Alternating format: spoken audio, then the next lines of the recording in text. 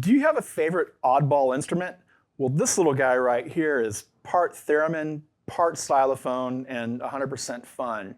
So let's dive into the Gakken SX-150 and listen to what it can do for our productions.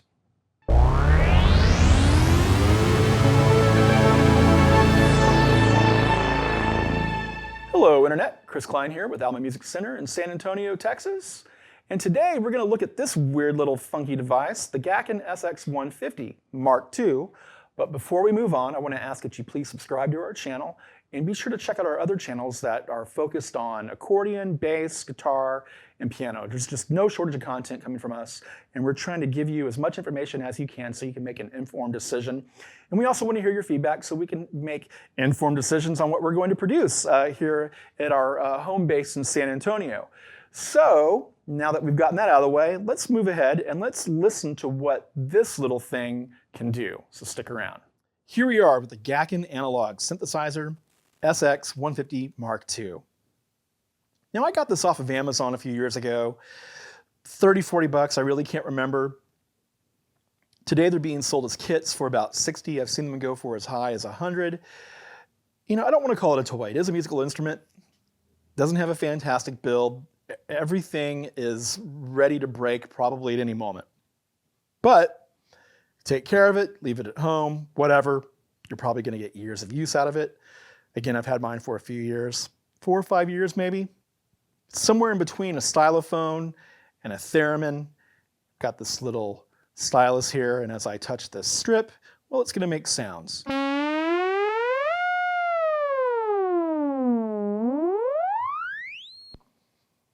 Not a whole lot going on, right?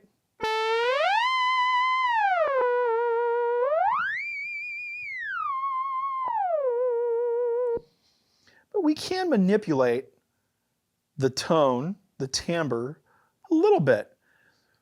First off, we have our filter. And this is an analog synth. This is an analog circuit, right?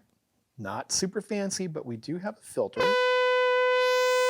So now I've got the cutoff totally open with no resonance.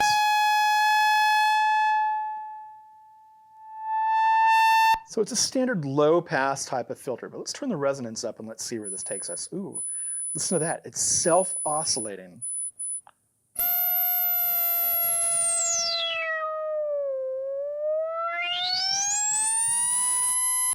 So as you can hear, it's not the cleanest circuit, but it's still fun. And there's a line input, so we can actually plug something into this and use the filter on the Gakken, which is really quite nice. You know, it's kind of a cruddy filter, but it might give you some characteristics, you know, or bring out something in a drum machine or another synth that you might find pleasing or that works for a certain production. Now we also have an LFO that we can switch between a triangle or a standard square or pulse wave. And let's go ahead and turn the filter back down, or the resonance.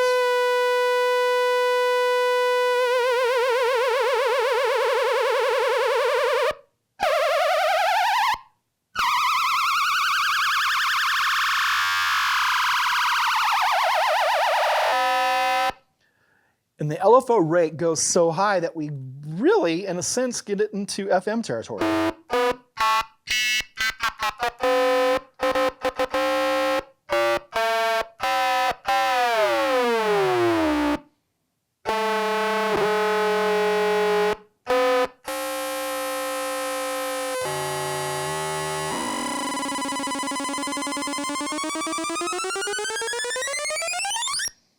So if you're going to try to dial in leads, for instance,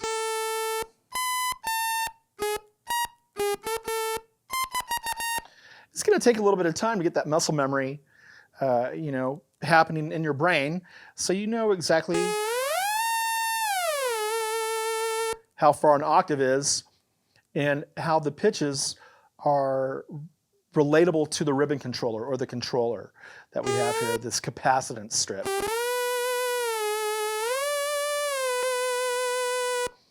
You know, it's probably a little easier to use than a theremin because a theremin is all about space and muscle memory as well, but at least we have a visual here.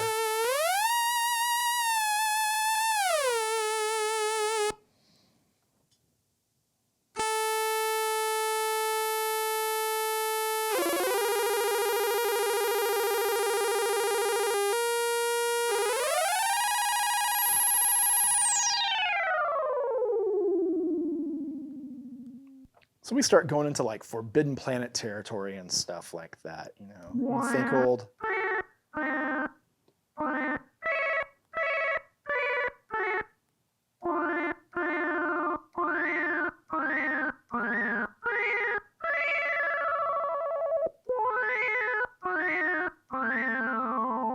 It's a lot of fun. It really is. And not a big spend, you know.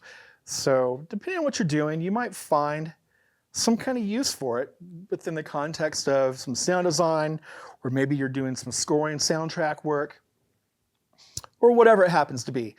Now this becomes a different beast when we start incorporating effects into the signal. And what I have here today is the DEM-T120 videotape Echo.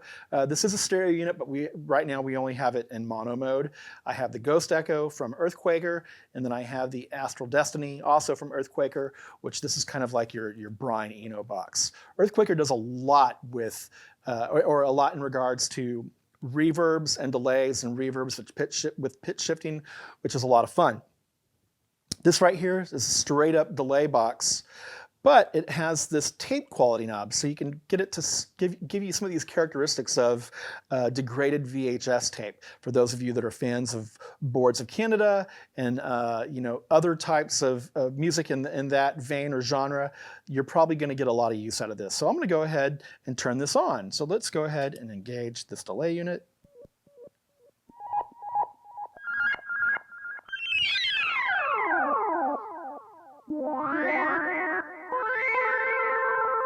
And so as I turn up the tape quality knob, the output becomes more degraded. So let's bring it all the way counterclockwise, all the way back to the left. And let's turn it all the way to the right. You can hear how it starts to get a little more cruddy.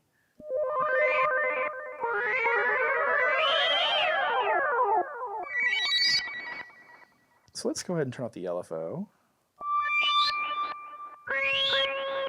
And we can also bring up our depth and or glide and speed and randomize to actually change the pitch.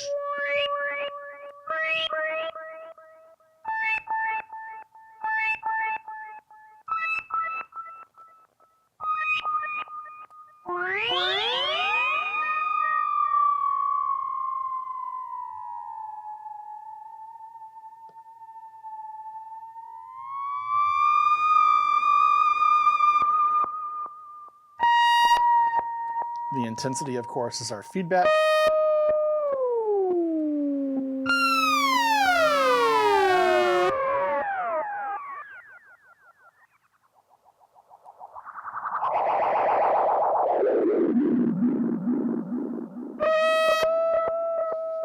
You can actually hear the pitch modulating.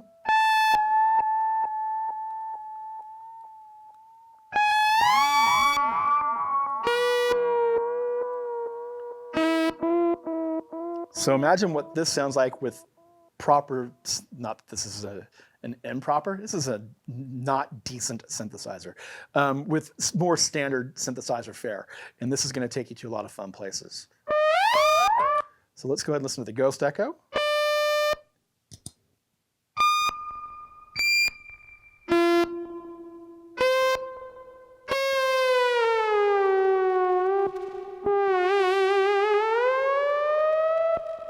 Turn up the dwell knob, and you can hear it echoing into the delay chamber, or excuse me, into the reverb chamber. Let's turn the depth up.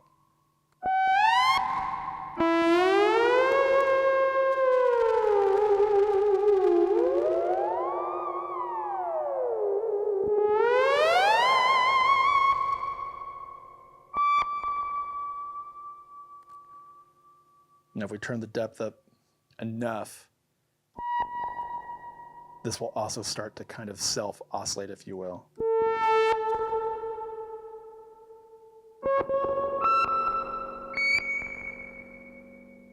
You can hear it really lingering on there. Very cool pedal from a very, very cool company. Big fan of Earthquaker. Lots of pedals at home from these guys. Now let's turn on the Astral Destiny. Do that, let's bring it back to Abyss.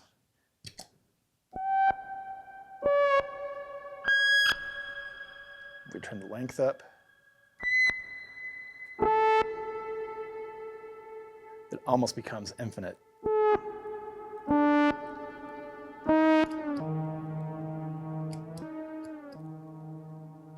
And that's the stretch button, which makes it do fun things. So that's just a straight up delay, reverb patch. Let's hear it with some pitch shifting.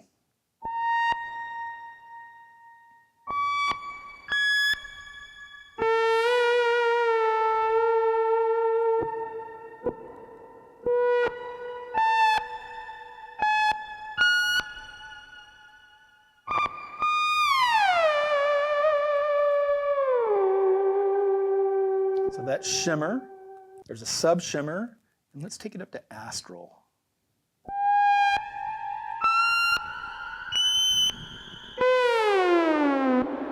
So the harmonic content there becomes a little more complex, if you will.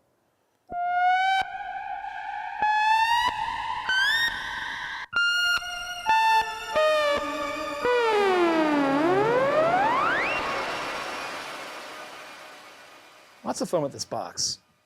And then, of course, we can incorporate other boxes in the mix as well.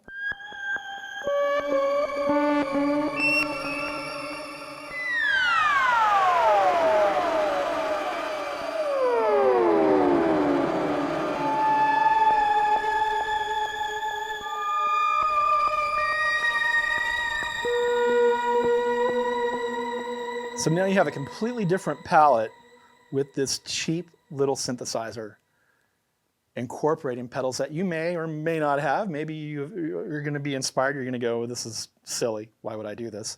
But these, of course, can be used with other things as well. But what I'm just trying to demonstrate is by taking something like this, which many people would consider a toy, and plugging it into various stomp boxes, we can dramatically change the sound of this little tiny budget synthesizer.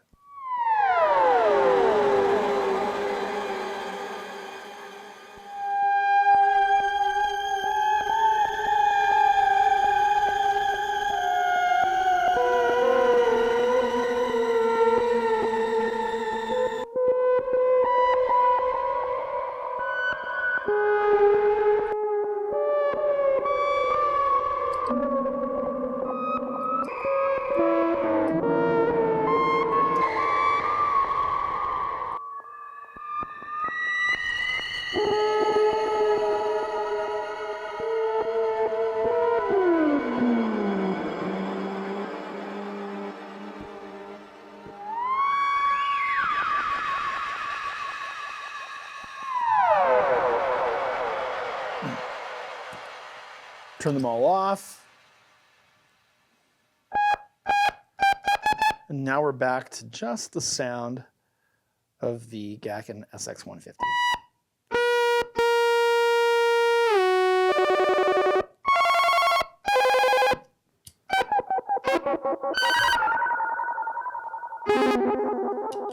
So fun for hours and hours, and maybe you can find a use for something like this in what you're doing in your productions. So now that you've heard the Gakken SX-150, I'm curious as to what your thoughts are. And we even use the external input so we can listen to the filter on this too. You know, at about $60, and I've seen them go as high as $100, and I think most of them are kits now. There's so much that this can do for you. It's a lot of fun. It might not be really, really practical, but if you're into sound design and you're trying to get some really spacey type of effects, or if you don't have the coin to buy a theremin, this is a good alternative. And again, at $60, you can really, really stretch your money quite far with this device. So I hope that you had fun exploring this with me, and of course some of the pedals that I brought too to kind of open up what its palette can do, or where its palette is actually lacking.